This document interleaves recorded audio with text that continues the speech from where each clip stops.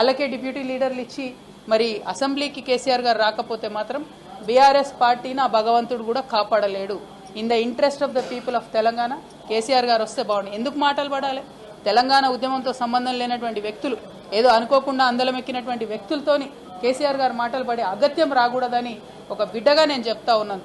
అది పక్కన పెడితే రాజకీయంగా ఈ 2 సంవత్సరాల్లో అధికారంలో కాంగ్రెస్ కూడా ఒక్క ఎకరానికి కూడా పాలమూరులో అదనంగా నీళ్ళు ఇవ్వలేదు.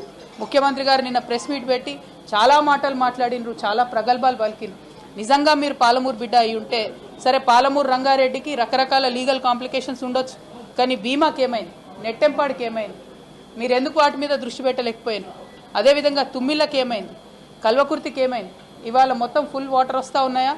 కల్వకుర్తిలో 2 మోటార్లు రిపేర్ ఉంటే ఇంతవరకు ఎందుకు రేవంత్ రెడ్డి గారు ఒక్క అడుగు ముందుకేసి ₹1 దానికి ఇవ్వలేదు?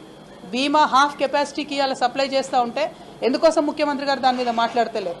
నెట్టెంపాడు మేము డైరెక్ట్గా రిజర్వాయర్లు అన్నీ చూసి వచ్చినాం. 4 TMC రిజర్వాయర్ అన్న కాడ 2 TMC కూడా నీళ్లు లేవు. ఎందుకు దాని మీద ముఖ్యమంత్రి గారు మాట్లాడతలేరు? నిజంగా మీకు చిత్తశుద్ధి ఉంటే మీరు నిన్న ఏదైతే కేసీఆర్ గారిని క్రిటిసైజ్ చేసినరో, జూరాల నుండి సోర్స్ మార్చి శ్రీశైలం పెట్టిరని చెప్పిరో, మీరు కొడంగల్ నారాయణపేట మక్తల్ లిఫ్ట్ ఇరిగేషన్కి మళ్ళీ మీరెందుకు జూరాల సోర్స్ పెట్టడం లేదు? మీరెందుకు లక్ష్మీదేవిపల్లి రిజర్వాయర్ కట్టడం లేదు? మీరెందుకు భీమా నుండి సోర్స్ పెడుతున్నారు? అక్కడ నీళ్లు లేవు. భీమా అనేది ఒక పిల్ల కాలువ, దాని నుంచి వాటర్ వచ్చే ఆస్కారం ఉండదు. అటువంటి దగ్గర మీరెందుకు సోర్స్ పెడతా ఉన్నారు? మీకేం లాలుచి ఉంది ఆంధ్ర పాలకులతో? ఆంధ్రాలో చంద్రబాబు నాయుడు గారు ఉన్న వాళ్ళు మన నీటిని దోచుకొని పోయే ప్రయత్నమే చేస్తున్నారు. ఆ రాజకీయాన్ని పక్కన పెట్టి ప్రాంత ప్రయోజనాలను ఏవైతే ఆంధ్ర నాయకులు కలిసి కాపాడుకుంటున్నారో మన తెలంగాణలో ఆ చిత్తశుద్ధి లోపించింది. ఇవాళ మేడిగడ్డను 2 ఏళ్ళు ఎండబెట్టిన తర్వాత రేవంత్ రెడ్డి గారికి జ్ఞానోదయమై ఇప్పుడు టెండర్లు పిలిచి ఇప్పుడు బాగు చేస్తున్నారు. లక్షల ఎకరాలు 2 ఏళ్లలో ఎండబెట్టిరు మీరు.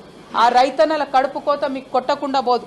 అదేవిధంగా కృష్ణాలో కూడా 2 సంవత్సరాల ప్రాజెక్టు గురించి మాట్లాడకుండా మాలాంటి వాళ్ళందరం పోయి అక్కడ చూసి వచ్చిన తర్వాత ఇప్పుడు పెద్ద ఎత్తున మాట్లాడుతూ క్రిటిసైజ్ చేస్తున్నారు.